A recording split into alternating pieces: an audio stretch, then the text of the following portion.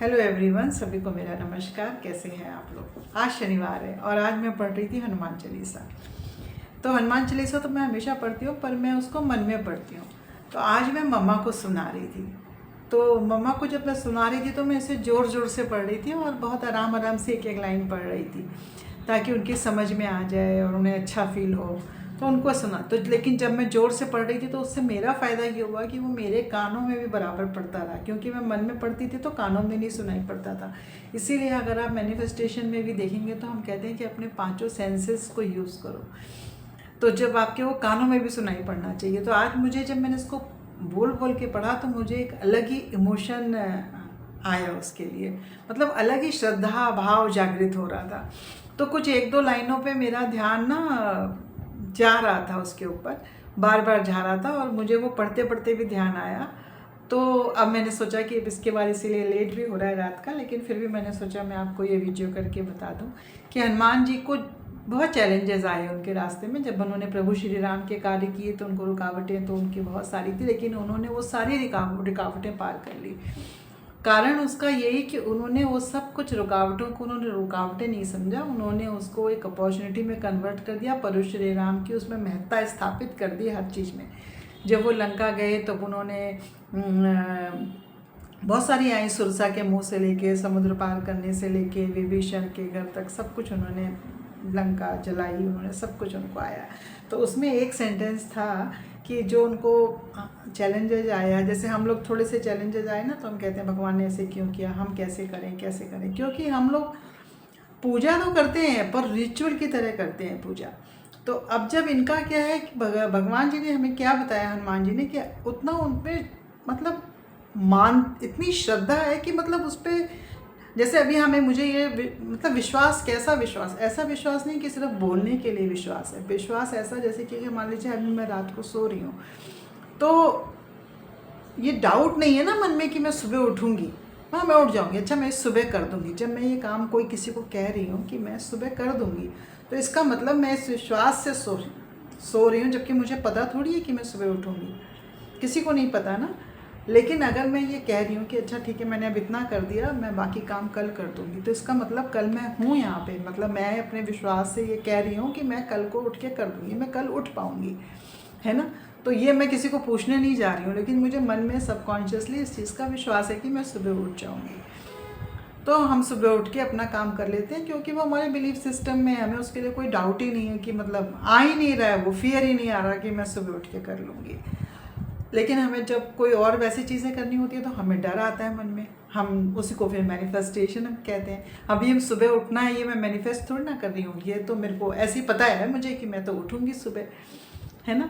तो this is something like that, कि जब रावण ने कहा हनुमान जी को कि कपि के ममता पूछ पर सभी को समझाए, तेल बोरी पट बांध पुनी पावक देहु लगाए।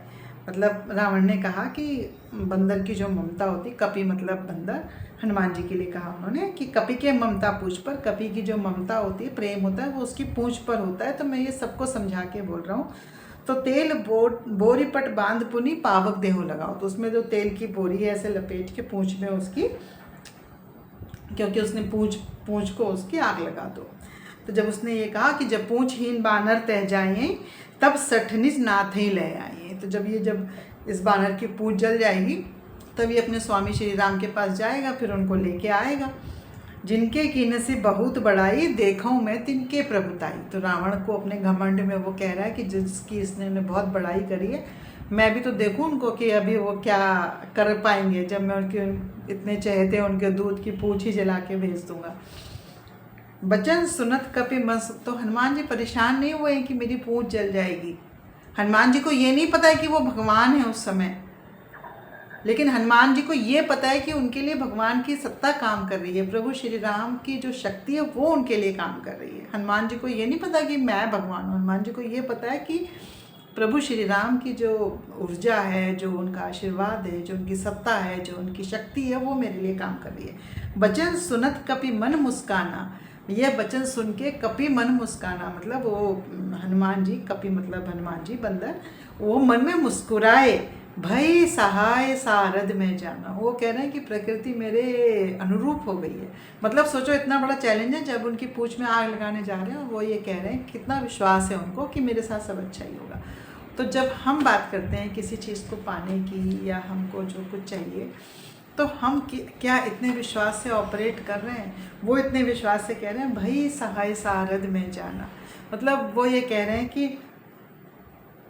वो मुस्कुरा रहे हैं उस चीज़ को सुन के, जब उनके लिए ये ऐसा बताया गया तो वो मुस्कुरा रहे हैं और ये कह रहे हैं भई सहाय सारद में जाना।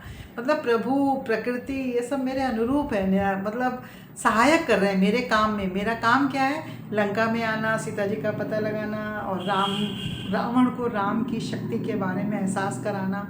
तो उन्होंने ये सोचा कि ये जो कार्य हो रहा है कि ये मेरे को भगवान सहायता कर रहे हैं मेरे इस कार्य को करने के लिए, प्रकृति मेरे को सहायता कर रही है इस काम को करने के लिए।